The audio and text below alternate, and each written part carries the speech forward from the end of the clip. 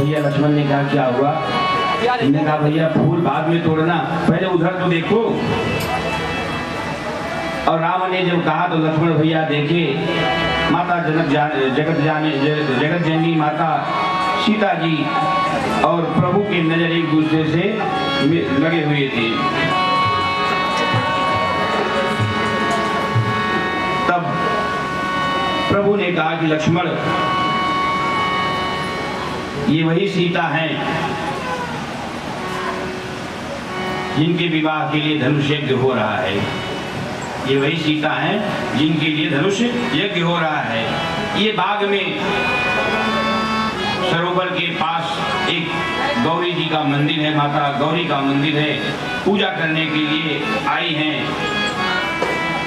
और मुझे स्वप्न में भी किसी भी पराई स्त्री का स्पर्श नहीं हुआ, पर आज पता नहीं क्या हुआ, मेरा सीते को देखकर मेरा मन विचलित हो गया। इधर माँ राम के रूप को हृदय में बसाकर आंखें बंद कर कर साक्षात प्रभु को अपने हृदय में बसा लिया। माँ गदगद हो गई। सीता जी को सखियां लेके गई और सखियां कहती हैं सीता चलो कल फिर आएंगे। बहाना था पिताजी और माता सीता माँ पार्वती के मंदिर पूजा करने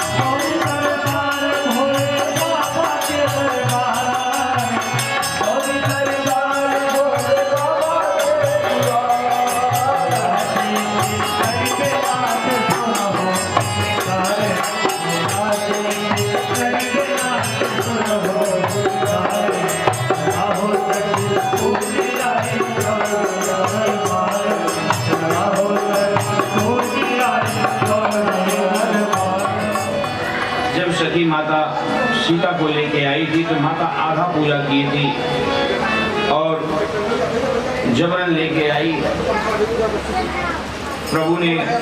प्रभु की कृपा से माता फिर मंदिर हो जाती हैं और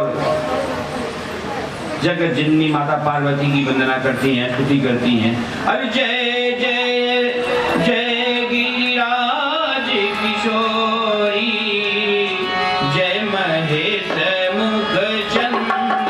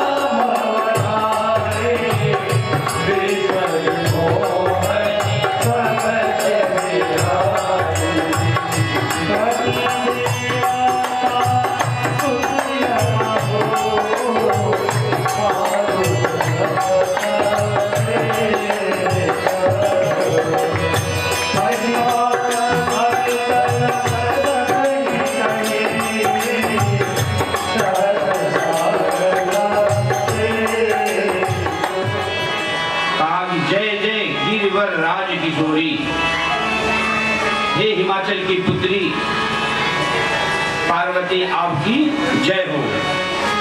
महादेव की पत्नी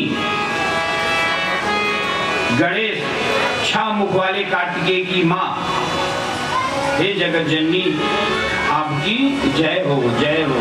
बोल जगत जननी माता पार्वती की।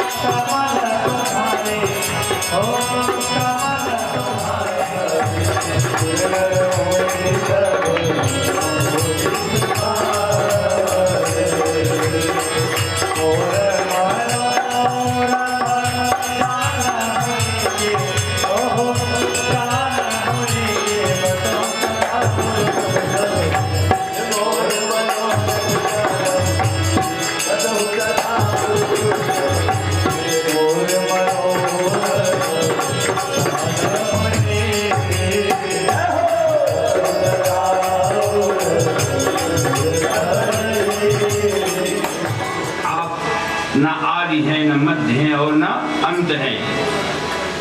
आपके असीम प्रभाव से वेद जाने जाते हैं, संसार का पालन करने वाली हैं, संसार का नाश करने वाली हैं, विश्व मोहिनी हैं, विश्व को मोहने वाली हैं और स्वतंत्र रूप से विचरण करने वाली माता आप सब कुछ जानती हैं। आपकी महिमा का वर्णन सरस्वती भगवान राघव से उनकी शुभकामनाओं के लिए प्रार्थना करूंगा।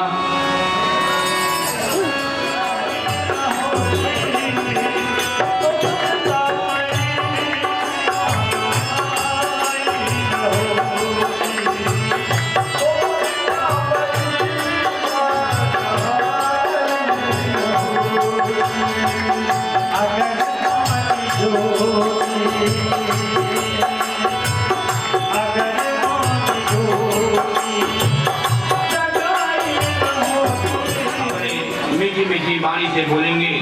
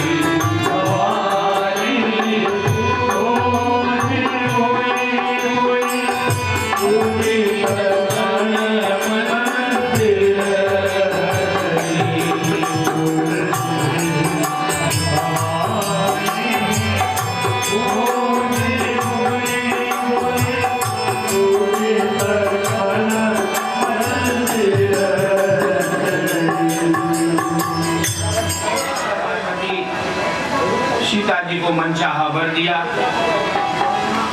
और माता जी को प्रणाम कर कर सीता जी अपने मैया के पास आई और राम जी फूल लेकर गुरु जी के पास जाते हैं।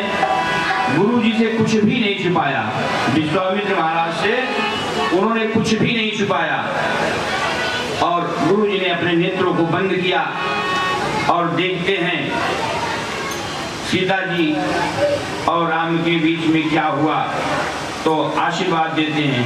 अरे सुफल मनोरथ हो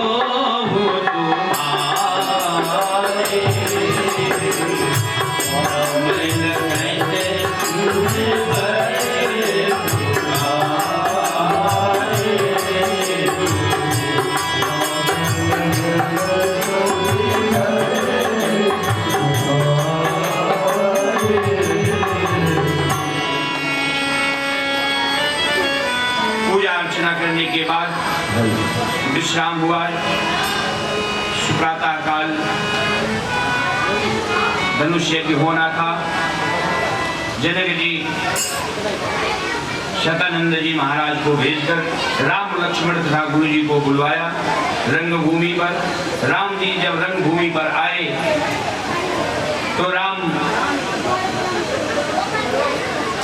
एक हैं, लेकिन वहां पर जितने रंगशाला में बैठे हुए लोग थे सबको राम अलग अलग दिख रहे थे। कहते हैं कि जाकी रही भावना जैसी और प्रभु मूरत दिन देखी तैसी, जैसी जिसकी नियत थी प्रभु ने उसको वैसा ही दिखा। साधु के साथ साधु के रूप में दिखे और चोरों की निगाह में चोर जैसे दिखे।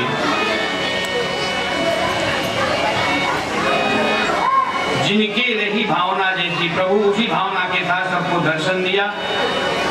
जनक जी ने विश्वामित्र को बैठाया। विश्वामित्र ने रंगशाला की बड़ाई बखान किया। जनक जी से कहा विश्वामित्र ने कि राजन, आपने यज्ञशाला बहुत ही दिव्य बनवाया हुआ है। राजा इतने सुनते ही एक ऊंचा सा सिंहासन देते हैं। जनक जी को सबसे ऊंचे आसन, विश्वामित्र महाराज को सबसे ऊंचे आसन पर बैठाते हैं। शव मंचनते मंच एक सुंदर विशद विशाल, मुनि सहित दो बंद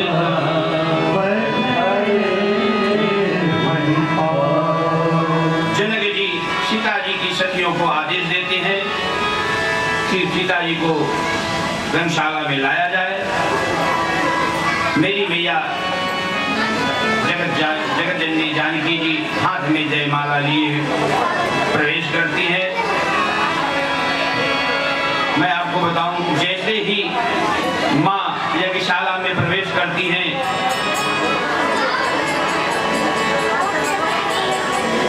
ऊपर से देवताओं ने फूल की वर्षा किया।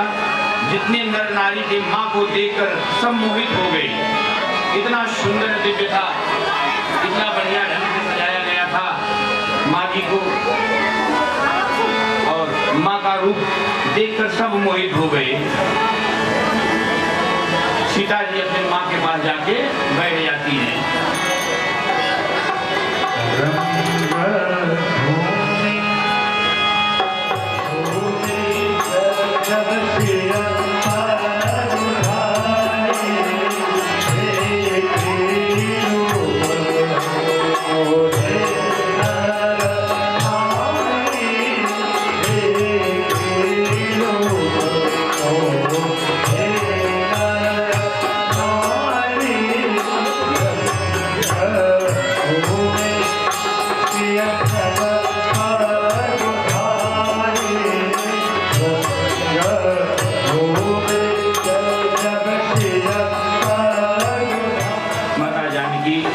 माँ के पास जाके बैठ जाती हैं। इधर राजा जनक बंदी जनों को बुलाते हैं और कहते हैं कि मेरा प्रण सुनाया जाए।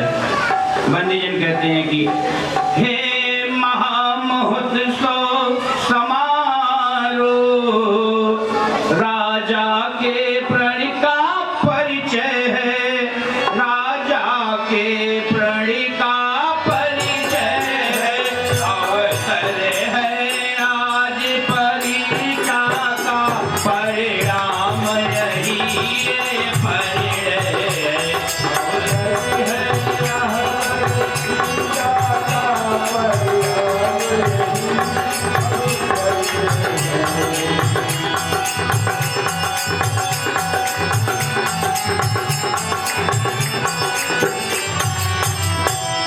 बंदी जन राजा का प्रण सुनाते हैं और बंदी जन हाथ उठाकर राजा का प्रण बताते हैं कि जो भी इस धनुष को तोड़ेगा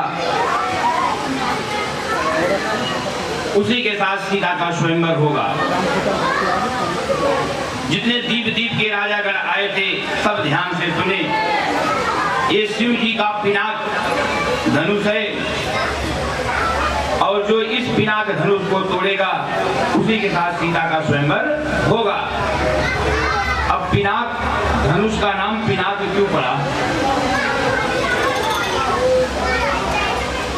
पिनाक धनुष का नाम पिनाक इसलिए पड़ा, सारा धनुष बन गया और जो थोड़ा सा टेढ़ा रहता है उसके लिए लकड़ी कम पड़ गई, तो दधीच की नाक की हड्डी को दोनों तरफ लगाया गया था, इसीलिए उसका नाम पी और नाक पड़ा। अब देश देश के राजागण जो भी आए थे सबने अपना बल आजमाया। अब देखिए 10,000 राजा वहां पर थे। जब एक राजा धनुष तोड़ने के लिए जाता था तो 9,999 राजा अपने पितरों से प्रार्थना करते थे कि हे प्रभु, हे पितृ देवता, इससे धनुष न टूटे।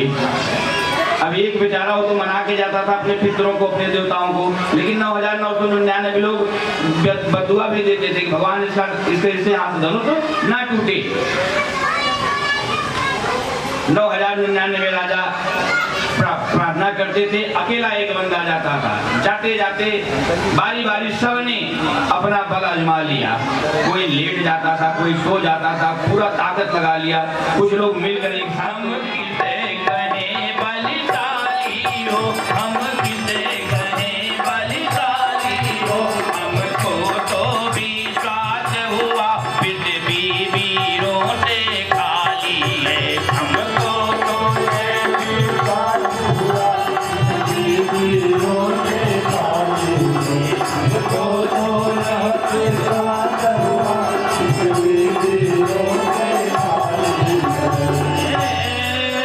आसरा छोड़ प्रस्थान करो,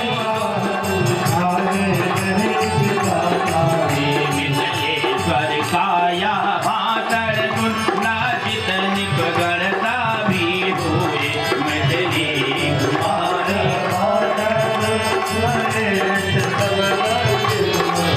मैथिली कुमारी कुम्हार नर नारी सब दुखित हुए।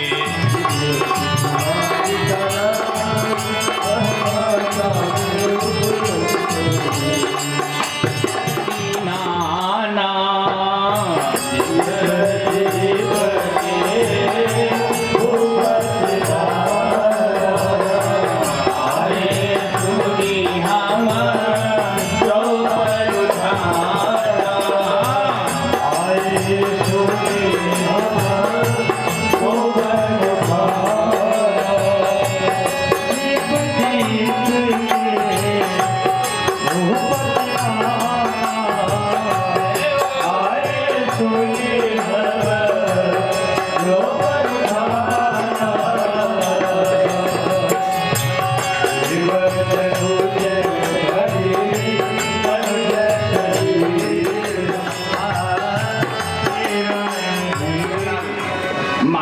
लखन कुटिल भई भौहे, रद पट फरकत नैन विसौहे।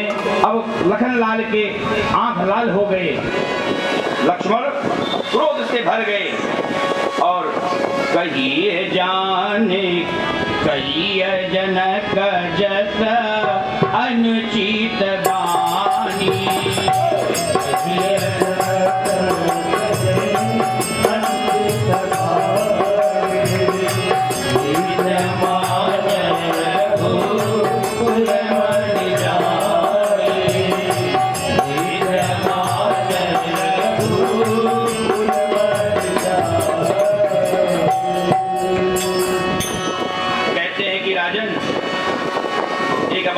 बता दूं, जिस सभा में रघुकुल का कोई भी बच्चा रहता है, प्राण चला जाए लेकिन वचन नहीं जाता है, अगर हम लोग आए हैं तो आपको निराश नहीं करेंगे। सुनहु भाने कुल पंकज भार, सुनहु भानु कुल पंकज भार, कहु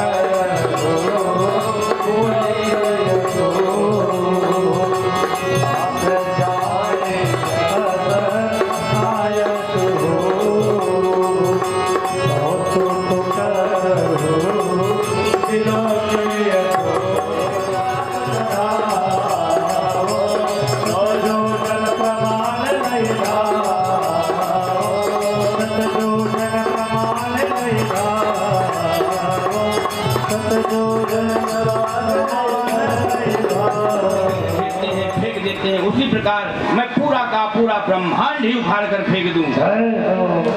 जिस तरह बच्चे कच्चे घड़े को फोड़ देते हैं, उसी तरीका इस पृथ्वी को, इस ब्रह्मांड को चकनाचूर कर दूं। प्रभु, मैं ब्रह्मांड को उखाड़ कर एक हाथ से उठाकर पूरे पृथ्वी की 100 बार परिक्रमा कर सकता हूँ और तुम्हें पर्वत की तरह उखाड़ कर फेंक दूंगा। आप मुझे आदेश दीजिए। बरसात में जिस तरह का कुकुम्बता एक पौधा होता है, छतरी जैसे होता है, लक्ष्मण जी कहते हैं कि जिस तरीका बरसात में वो छतरी निकलती है, पैर से रौंद दिया जाता है, उसी प्रकार मैं पूरे पृथ्वी को रौंद दूंगा। प्रभु आदेश दीजिए मुझे। तोरो छत्रक दंड जिम तो प्रताप बलनाथ, जो न करो प्रभु पद तपत, कर न धरो धन। अब लखन चकोप बचन जे बोले, डगमगाए दिग्गज डोले। जितने वहां राजा महाराजा बैठे हुए थे, सबके अंदर कंपन हो गया। ये छोटा वाला तो बहुत तेज निकल गया भाई। हर्षय नहीं रघुपति लखन ने मारे,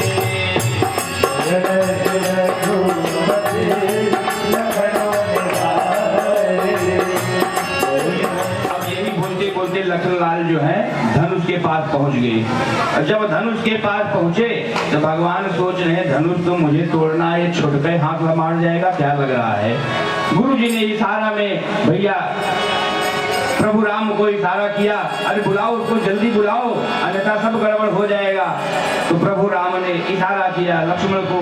लक्ष्मण आए, प्रेम सहित भगवान के बगल में बैठते हैं। राम जी चले, अरे मुट्ठा हो राम बन जाऊं भवता,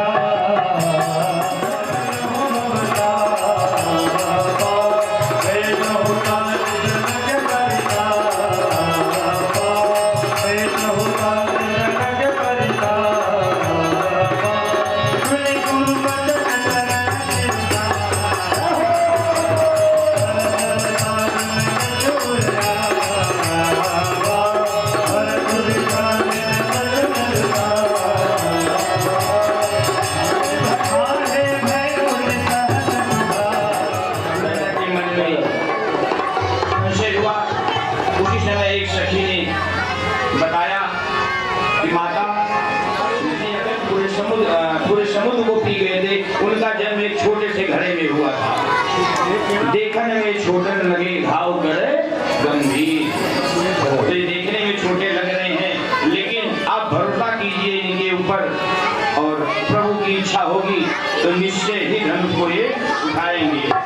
अरे गणनायक पर दायक देवा,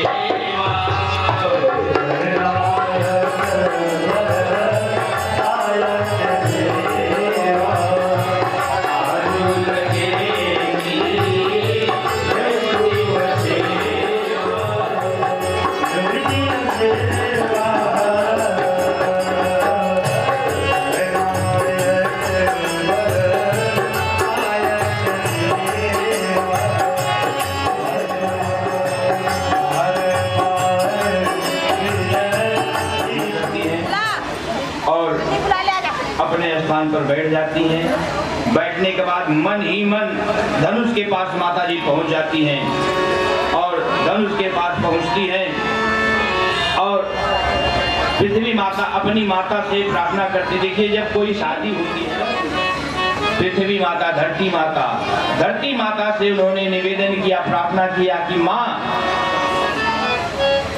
आप इस धनुष का जो भी भार है, जो राजा आए हुए हैं उनके ऊपर चला जाए, सारा वजन इसका राजाओं के ऊपर जाए और धनुष जो है पुष्प की तरह हल्का हो जाए, पुष्प की तरह हल्का हो जाए। ऐसा माता वरदान मांगती है और माँ व्याकुल होती है। लक्ष्मण जी ने कहा कि माँ जब कोई और राजा उठाने आएंगे तो आप पृथ्वी से जकड़ लेना, पृथ्वी से जकड़ कर रखना। तो माता जी ने कहा कि जब राम आएंगे तो मैं कैसे जानूंगी। तो लक्ष्मण ने कहा कि माँ मैं अपने पैर से दबा दूंगा तो आप समझ जाना। तो प्रभु ने कहा, माता जी ने कहा ठीक है। तब लक्ष्मण जी अपने पैर से धरती को दबाते हैं, पृथ्वी हल्की हो जाती है। और एक चीज और है, प्रभु ने धनुष उठाया नहीं था, प्रभु ने धनुष उठाया नहीं था। कहते हैं कि लेत चढ़ावत खैचत गाढ़े, लेत चढ़ावत खैचत गाढ़े, अब काहू न लखा देख सब आढ़े। लेत मतलब जैसे कोई उनको दे रहा हो, जैसे कोई भगवान को धनुष दे रहा हो। प्रभु धनुष पर हाथ जैसे लगाया, वैसे जैसे किसी ने उनको धनुष को दे दिया है। तो कहते हैं दमके हूँ दामीन जिम जब लयाऊ,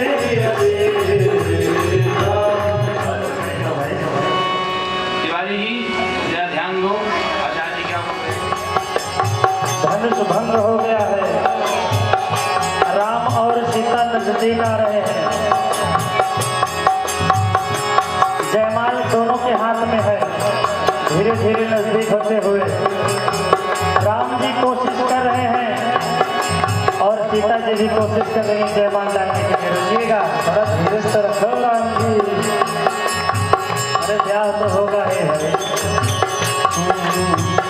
धीरे धीरे पाँव धरे गगन डोलाए, होले होले पाँव धरे गगन डोलाए।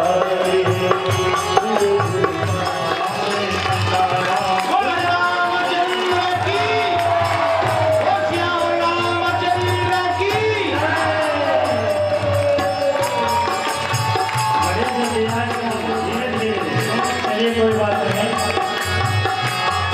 बड़ी देर से गीत की फरमाइश आपको सुनाने का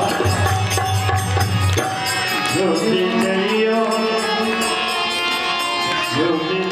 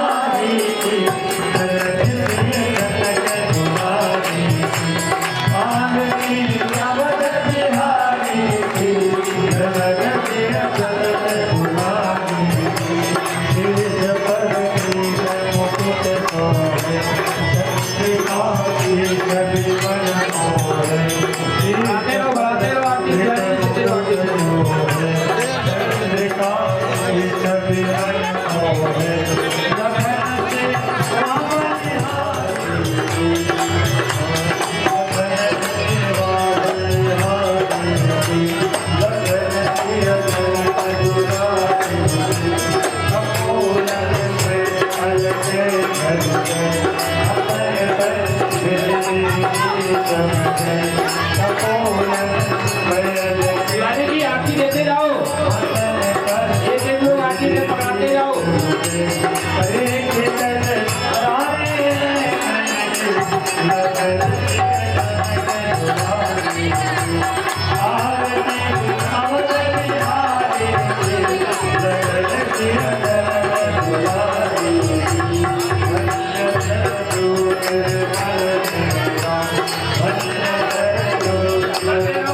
जो आगे दिखा लो, पीछे चलते रहे, पीछे वाले आगे आते रहे।